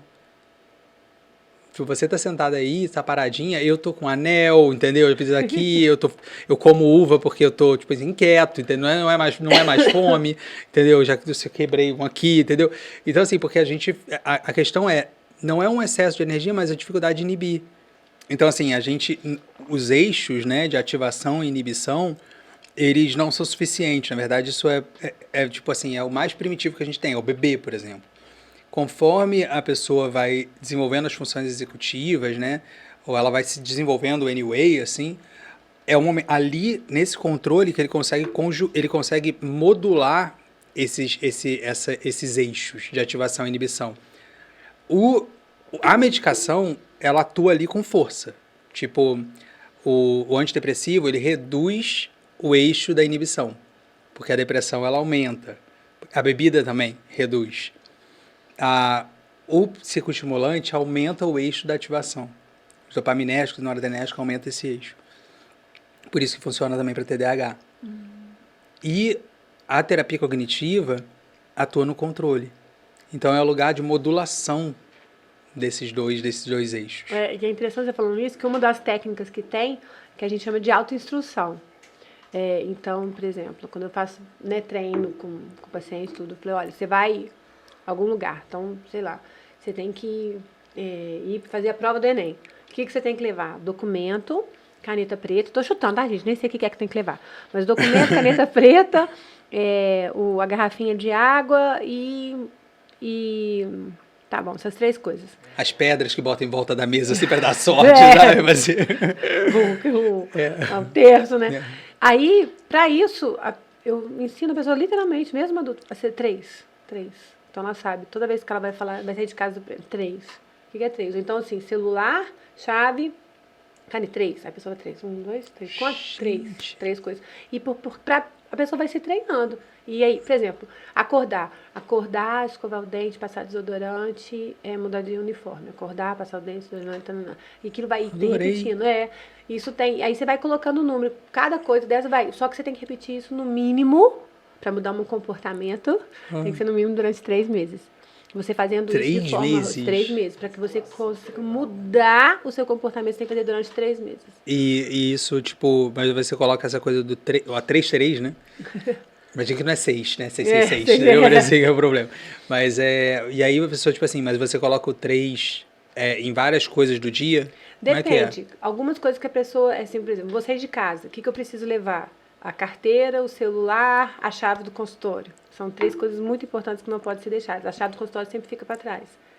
Então, aí a pessoa coloca 3. Essas 3 são fundamentais. Dali para frente, ela pode abrir. Mas quais que são as 3? Aí depende, né? Gostei que da ela ideia. vai. Vou começar a usar. E eu sempre, por exemplo, quando eu vou falar ou com meu marido, ou com meu filho, que eu quero alguma coisa, eu falo assim, ó, isso, ó, 2. São 2 coisas, né? São 2. Aí a pessoa faz 2. Quantas coisas são 2? Sempre, ó. Ou então, aqui, tô falando com você. Sempre, ó, presta atenção. E faço assim com o dedo, ó. Direto. Gente. Ajuda demais. Ajuda demais. Gostei disso. Ajuda demais. E autoinstrução. A pessoa, vou dormir. O que eu preciso fazer para dormir? Sei lá. Isso. Por exemplo, ligar o alarme às vezes, né? Deita, tá deitado mesmo. Dá o alarme. Aí levanta. Aí já faz. Para criança menor, a gente escreve e cola, né? Vou começar a usar isso, gente. Eu tenho que lembrar de usar. 3, mas assim, eu vou usar. Eu achei interessantíssimo. Você começa com coisas pequenas. E aí você vai se organizando. Por exemplo, etiquetar tudo é uma coisa fundamental. qual documento você tem que colocar do lado de fora, vai etiquetando mesmo para você sempre voltar, porque às vezes as pessoas são visualmente, sei lá, dobra, coloca a blusa no lugar. Não é uma pessoa bagunçada nem lambona, porque tu fala, né, TDAH é lambão. Vai ver não, tudo ele é arrumadinho assim, mas não tá no lugar certo. Por quê? Porque não etiquetou. Então, se você etiqueta, lugar de cueca, meia, na própria gaveta, cueca, meia, eu vou pôr cueca, meia ali, não tá escrito, não tem como desviar, né? Sim. Vai facilitando a vida. O controle remoto, escrever atrás de qual televisão que é, de onde que é, porque senão você sai andando, né? Cai aquilo, não sabe onde que tá, aí fica procurando onde tá, vê, tá ali atrás, já sabe, olha, é do quarto, volta. É mesmo, gente. Eu não uso etiqueta, mas no consultório eu uso para medicamento. E aí? Por que você usa no consultório de medicamento? Porque facilita. Mas sabe o que eu fiz? Eu dei aula para as meninas que trabalham comigo de TDAH. E aí... Elas treinam? Elas que fizeram. Não tinha pedido, não. Eu não tinha pedido, não. Eu dei aula, porque eu falei assim, olha, gente, vocês vão lidar comigo, vocês vão ter que me avisar 40 vezes a mesma coisa. Eu vou falar que depois eu faço, não vou fazer.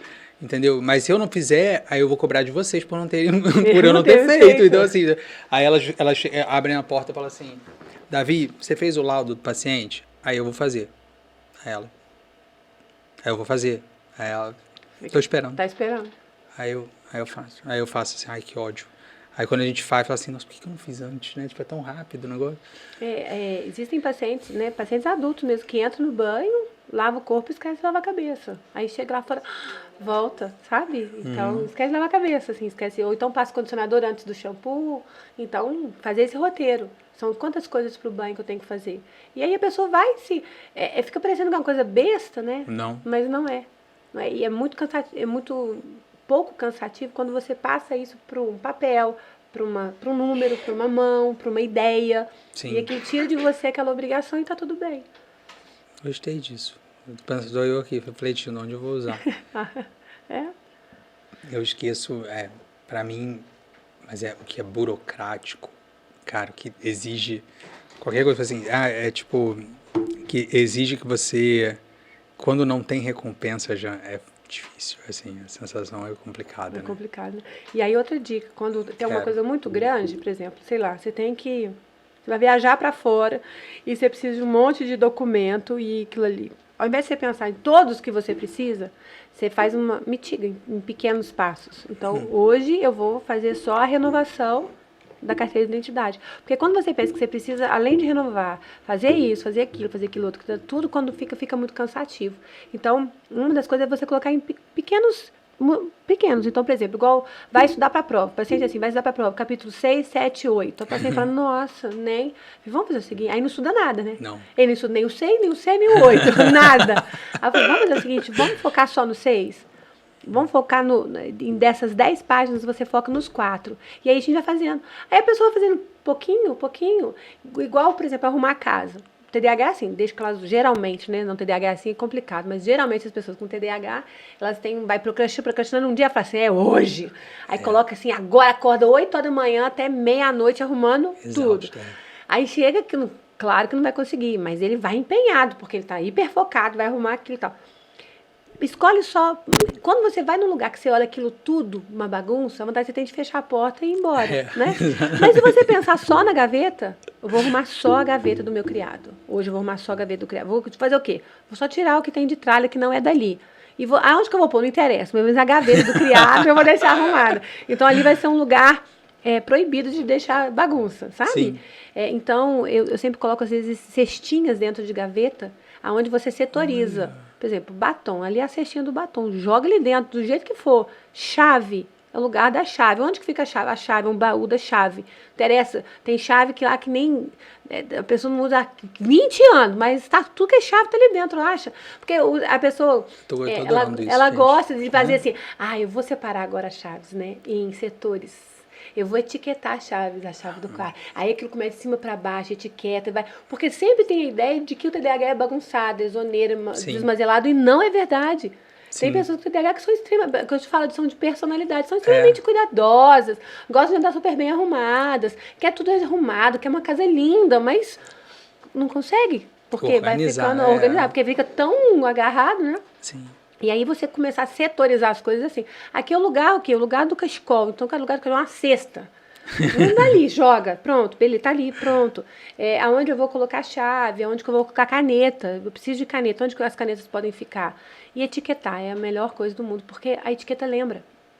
Não é uma coisa, não é uma caneta qualquer, é uma caneta etiquetada, que está escrito que aquilo ali, por exemplo, lá na clínica a gente, como tem muita sala, a gente etiqueta as cores, porque não sumia, era uma coisa surreal, como que o negócio não volta? É um gnômio, a gente fala, tem um fantasma aqui que rouba as coisas.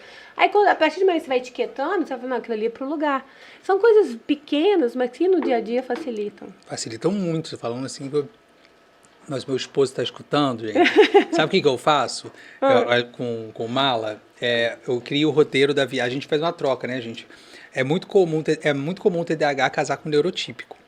E aí é maravilhoso quando isso acontece, o neurotípico entende o TDAH e deixa ele fazer o que ele é bom.